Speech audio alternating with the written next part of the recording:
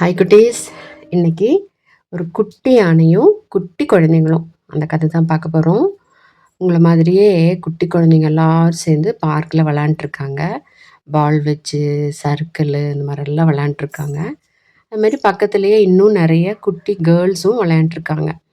அவங்கெல்லாம் அப்படி ஹாப்பியாக விளாண்டுருக்கும்போது குழந்தைங்க கூப்பிடுறாங்க, ஓடி வாங்க ஓடி வாங்க, ஒரு குட்டி யானை வருது, ஓடி வாங்க ஓடி வாங்கன்னு சொன்ன உடனே எல்லாரும் ஓடி வர்றாங்க அந்த யானைக்கு பக்கத்தில். அந்த குட்டி யானை இவங்கள பார்த்து அப்படியே சல்யூட் அடிக்கிற மாதிரி அதை தும்பிக்கையை ஆட்டி ஆட்டி அதுக்கு சல்யூட் பண்ணாங்க. பக்கத்துலேயே பார்த்தீங்கன்னா அதனுடைய யானை பாகன் வராரு கூடவே. அந்த யானை பாகன் பார்த்து கண்ணுங்களா நல்லா விளையாடுங்க, ஆனால் யானை பக்கத்தில் மட்டும் ஜாகிரதையாக இருக்கணும் அப்படின்னு சொல்கிறாரு. அப்போ இவங்க கேட்குறாங்க, ஏங்க யானைக்குட்டி எப்போதுமே யானை பக்கத்துலேயே இருக்குது அப்படின்னு சொன்னோடனே, ஆமாம், அந்த யானைக்குட்டி எப்போதுமே அந்த அம்மா யானை பக்கத்துலேயே கால்கடியிலேயே தான் இருக்கும். ஏன்னா வேறு அனிமல்ஸ் வந்து அதை அட்டாக் பண்ணாமல் இருக்கிறதுக்காக பாதுகாப்பாக இருக்கும் அப்படின்னு சொல்கிறாங்க. அப்புறம் என்னங்க அங்கே சாப்பிடுது, நம்மளை மாதிரி இட்லி தோசையெல்லாம் சாப்பிடுமா யானை அப்படின்னு கேட்குறாங்க அந்த குழந்தைங்க.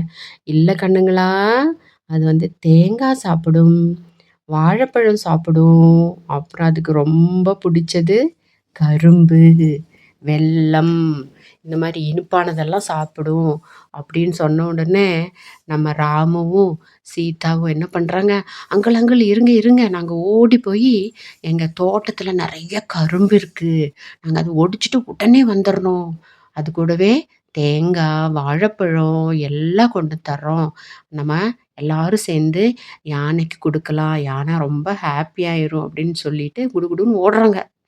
ஓடி போய் இதெல்லாம் எடுத்துகிட்டு வந்து கொடுக்குறாங்க. யானைக்குட்டிக்கு ரொம்ப ஹாப்பி.